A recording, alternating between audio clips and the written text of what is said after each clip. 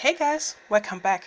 I just ended the last video in which I was talking about them and had again some issues with these boost converters, and I said I'm not going to make a test, but I decided to make a test either way. If you haven't seen the video, I'll put a link over here, and if I think about it, in the video description. So what happened? Background story. In total I bought 11 of these boost converters over here. The first one I got did not work. The next 5 did not work out of the box. Now I think I damaged one of them, but I'm not 100% sure. And from all of the 6 that did not work initially, I made a video about fixing, which I will put a link over here. And I was able to revive 3 of them. Now I bought another 5 of these boost converters because, again, I need some. And 3 worked right out of the box, so no problem here. 1 had a really weird behavior, and it's questionable if it does work. It's right now not working, but I might try to fix it. And this one over here burned itself. It literally just burned itself, and there's no reason for it. So I can't really recommend you buy them, but let's make a test and see if they can actually handle 2 amp. Right now the electronics load is set to no current. I'm going to supply 12 volt to the boost converter, and it's currently set to 24 volts, so we do have a very high input-output differential. The maximum output voltage is actually 30 volt, but I'm not going to do absolute maximum. I try to not damage this one. If it gets damaged, if it burns, so be it, but I try not to damage it. The maximum output current it is rated for is 2 amp, and I won't exceed it. However, as I'm going to make this test, we will also monitor temperature and see if we can capture where most inefficiency lays. Now, in a buck converter, the most inefficiency is the diode. In a boost converter, I expect it to be the same. 12 volt going in, no current getting wasted. We are at 18.8. Let's just validate the voltage. I do have a slight problem with this one over here. It doesn't really display the perfect voltage, and also I waste a bit of power on the cable. No, it seems to be fine. It's a bit high. Oh, yeah, that's the unit I was messing around with. So let's go to 24 volt. So we do have actually 2 times input voltage. Again, input voltage is 12 volt, output voltage will be 24 volt, and we'll see if we can push to 2 amp output current, or when do we have a problem.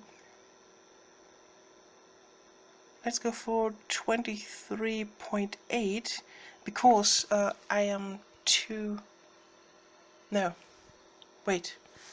I'm displaying 200 milliamps too high. That doesn't matter.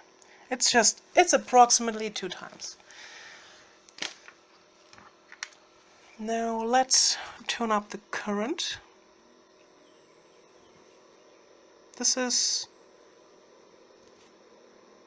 400 milliamp, and that is, oh wow, very, very inefficient, and we are dropping current.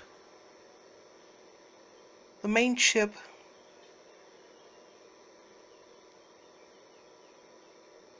is very hot, already 50 degrees Celsius.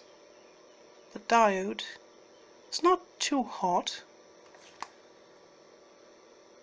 but we are very unstable.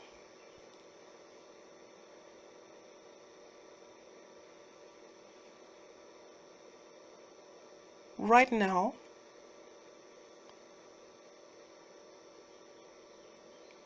we are at 600 milliamp going in, but we were at 800 milliamp. It just got down, which is interesting. Let's go back up.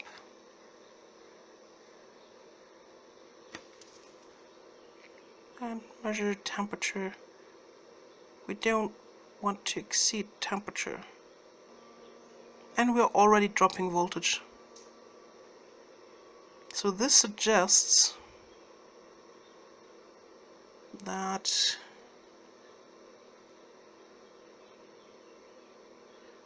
okay, so we are stable, 24 volt, 400 milliamp, and we have 12 volt at 950 milliamp going in. That's the maximum we can get at 2 times output voltage. Alright, before I forget the numbers, let me just write them down. We do have 12 volt going in at 0.95 amp, and we have 24 volt at 0.4 amp. Given these numbers, and if my calculation is correct, it's not as inefficient as I thought it might be, but still the main chip heats up quite fast, and 60 degrees Celsius is a bit too much. Let's go down in voltage. No, wrong. Stop this, activate this, so we have a voltage display. Let me turn down the potentiometer if I can fit my screwdriver in there. I don't want to short anything. I don't want to damage anything. Let's see if we can get to its rated 2 amp. Or rather, when can we get to its 2 amp rating? Let's go down to, let's go to 18 volts. So we are 1.5 times as high as input voltage. Fire in the hole. Let's start. Let's go to 400. Yeah, we already overshot. Let's go to 750. No, 800. 700. I really have to change the internal load resistor. It's so hard to adjust it to a very low current. Let's push to 1 amp. Yeah, and we already dropped, so